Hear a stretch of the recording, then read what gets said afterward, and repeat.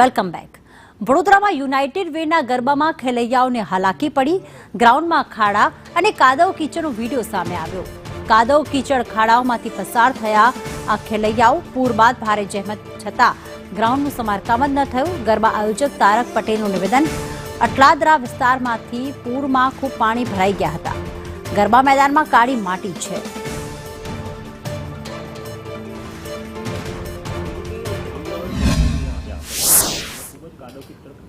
Video viral કર્યા છે, post પણ સોશિયલ મીડિયા પર પ્રગટ કરી રહ્યા છે કે આટલા મોટા ગરબા હોય, ઉત્સાહથી આવતા હોય એટલે વરસાદને કારણે તમારે કરવાનો તો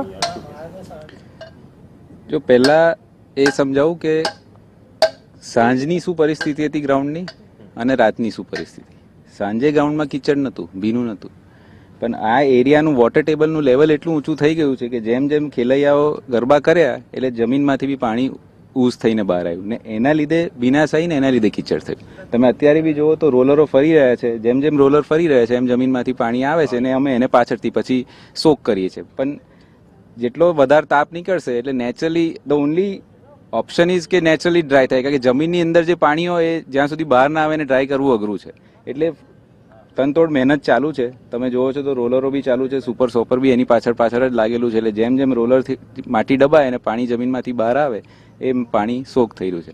પ્રોબ્લેમ એ છે કે ઇન એન્ડ અરાઉન્ડના જે એરિયા છે, એન્ટાયર એરિયામાં જે છેલ્લા અઠવાડિયામાં વરસાદ પડ્યો છે એનાથી વોટર ટેબલ એટલું વધી ગયું છે કે પાણી વહીને કશે જતું નથી, પાણી સ્ટેગ્નન્ટ થઈ ગયું છે.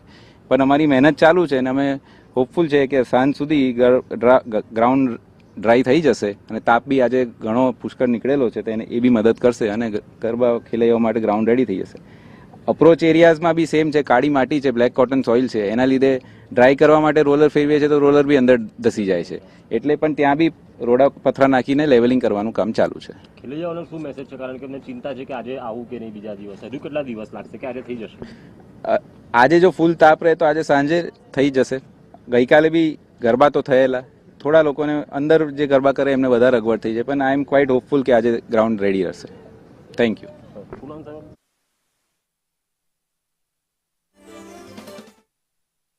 સૌથી પ્રતિષ્ઠિત છે આ યુનાઇટેડ વેના ગરબા અને આયોજકનું કહેવું છે કે આજે ગ્રાઉન્ડ રેડી થઈ જશે. પરંતુ વડોદરામાં પૂરની સ્થિતિને લઈને ગઈકાલે ખેલૈયાઓ બહુ જ હેરાન થયા હતા.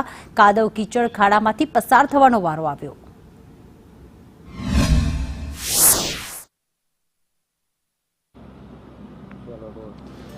નામ બળે દર્શન ખોટે આ ઉક્તિ સાર્થક થાય છે. વડોદરાના સૌથી પ્રખ્યાત ગરબા યુનાઇટેડ વે ગરબા મહોત્સવ, અહીંના જે ગાયક કલાકાર છે અતુલ પુરોહિત, તેમને સાંભળવા અહીંયા હજારો ખેલૈયા યુનાઇટેડ વેના મેદાન પર આવતા હોય છે. પરંતુ આ વર્ષે જે રીતે વરસાદ પડ્યો, 2 મહિનામાં 3 વાર પૂર આવ્યું અને જે રીતે રવિવારના રોજ વડોદરામાં વરસાદ 4 ઇંચ પડ્યો ત્યારે પાણી આ ગ્રાઉન્ડ પર ભરાઈ ગયા હતા. આયોજકોએ તમામ પ્રયાસો કર્યા કે આ પાણી ઉલેચીને બહાર કાઢવામાં આવે, પરંતુ પાણી અહીંયાથી ગયું નહીં, કારણ કે નીચાણવાળા વિસ્તારમાં આ ગરબા મેદાન આવેલું છે અટલાદરા ખાતે. અને આ મેદાનમાં હજુ પણ જાણે જમીનમાં માટીની અંદર સુધી પાણી છે ને પાણી હજુ પણ સુકાતું નથી ને તેને લઈને હજુ પણ ગ્રાઉન્ડ પર આ કાદવ અને કિચડનું સામ્રાજ્ય જોવા મળી રહ્યું છે.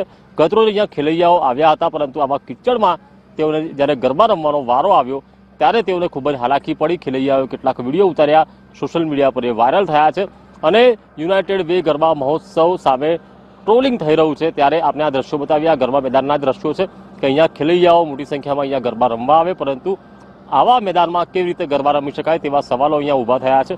હજુ પણ રોલરના માધ્યમથી જમીન સમતળ કરવાના પ્રયાસ તો કરવામાં આવી રહ્યા છે, પરંતુ એ પ્રયાસ ક્યાંક નિરર્થક જોવા મળી રહ્યા છે, કારણ કે જમીન એટલી પોચી છે કે હાલ અમે જે ચાલી રહ્યા છે ત્યારે પણ અમારા પગ અંદર જશે તે પ્રકારની હાલ પરિસ્થિતિ છે. તો પછી ગરબા રમતી વખતે શું પરિસ્થિતિ થાય તે વિચારવાની વાત છે. આપણે હજુ પણ અહીંયા દ્રશ્યો અહીંયા બતાવીએ કે આગળ જ્યાં એન્ટ્રી ગેટ છે કે જ્યાંથી જ આ વિડીયો અહીંયા વાયરલ થયા, આ એન્ટ્રી ગેટથી તમે અંદર આવો ત્યાં જ કાદવ કીચડ હતું. જોકે હાલ અહીંયા કોરી ડસ્ટ નાખવામાં આવી રહ્યો છે અને ખેલૈયાઓને તકલીફ ન પડે તેના પ્રયાસ છે, પરંતુ આ પ્રયાસ હજુ પણ નિષ્ફળ છે, કારણ કે જ્યારે એન્ટ્રી ગેટથી અંદર આવો ત્યારે જ તમે અંદર નથી આવી શકતા.